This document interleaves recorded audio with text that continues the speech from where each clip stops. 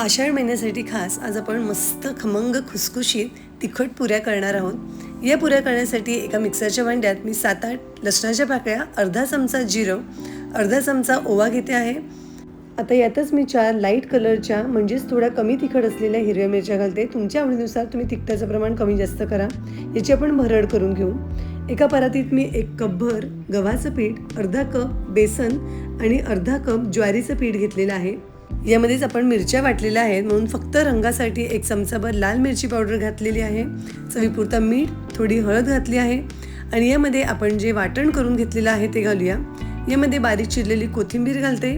कोथिंबीर घातल्यामुळे याला मस्त स्वाद येतो।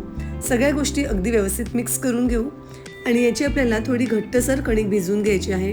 यामध्ये आपण बेसन घातलं आहे त्यामुळे पुऱ्यांना चव छान येते आणि ज्वारीचं पीठ घातल्यामुळे पुऱ्या खुसखुशीत होतात। पण जर तुम्हाला ज्वारीचं पीठ घालायचं नसेल तर यामध्ये पोह्याच्या चमच्याने मोजून 2 चमचे कडकडीत गरम तेलाचं मोहन घाला। तर इथे मी अशी थोडी घट्टसर कणिक भिजवून घेतली आहे। कणिक 10 मिनिटांसाठी झाकून ठेवते म्हणजे कणिक छान मुरेल। 10 मिनिट झाकून ठेवल्यावर कणिक अगदी व्यवस्थित मुरली असेल। आता याचा मी थोडा मोठ्या आकाराचा गोळा काढून घेते। याची थोडी मोठी आणि जाडसर आपण पोळी लाटून घेऊया। मी याची थोडी मोठी पोळी लाटून पुऱ्या कट करून घेणार आहे, पण त्याऐवजी तुम्ही एक पुरीही लाटून घेऊ शकता। वरून थोडं तेल घालते म्हणजे पुरी मस्त खमंग होते आणि चवीलाही छान लागते। तर अशी मी थोडी मोठी आणि जाडसर पुरी लाटून घेतलेली आहे। वाटीने याच्या पुऱ्या कट करून घेते। असं केल्यामुळे सगळ्या पुऱ्या सारख्या आकाराच्या होतात। आता हे जे एक्स्ट्रा पीठ आहे ते काढून पुरीच्या पिठामध्ये मिक्स करते। तर साधारण इतपत जाडसर या पुऱ्या आहेत। आता आपण पुऱ्या तळायला घेऊया। तेल व्यवस्थित गरम झालं की यामध्ये पुऱ्या घालायच्या। कढई छोटी आहे म्हणून मी 2च पुऱ्या घालते आहे।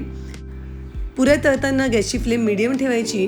गॅसची फ्लेम अगदीच लो असेल तर पुऱ्या खूप तेलकट होतात आणि जर जास्त हाय फ्लेम असेल तर पुऱ्या पटकन लाल होतात आणि कच्च्या राहतात।